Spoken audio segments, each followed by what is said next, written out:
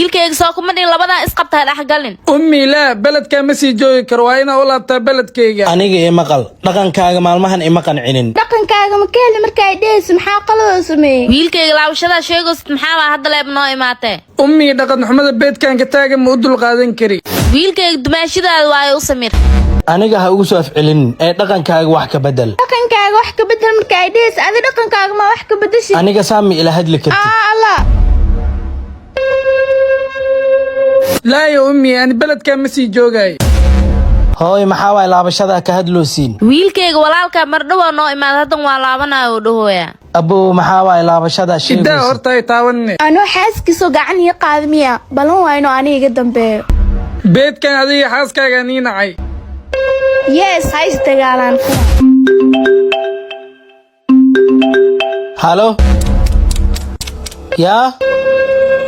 haywaya hadda soo dhoqsana hooy arin muhiim ah soo baxday abooyo bixin la sii hadal waa soo laabanaa hay wiilkayga waa aragtay walaalkaaga soo ku jecel yahay ummi aqi xubigiisa xubi walaaltinimo ma ahan ana walaalka waa ka saawo ku jecel yahay isdaji ummi beedkan waa jooga laakiin hadii dumaashi waxay sameynayso waxa dul qaadan kara ma ahan irso hadlaa intaas ana agtagtiisan waa inaa si agtagto saara duqiya inta ay fadhin oo aan yahay ord biya cawiikeen hay gabadheeda ana hadda ku keena ummi isdaji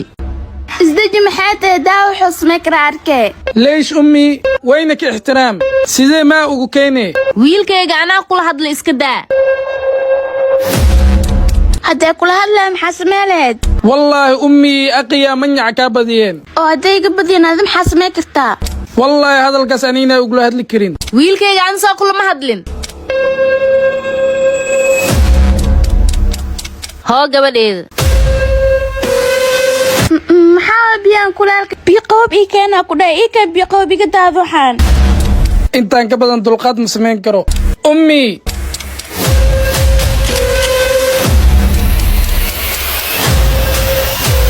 ما كما كلله وليلكيس عيد مكو درسن يغريب دقد بيها ii keentay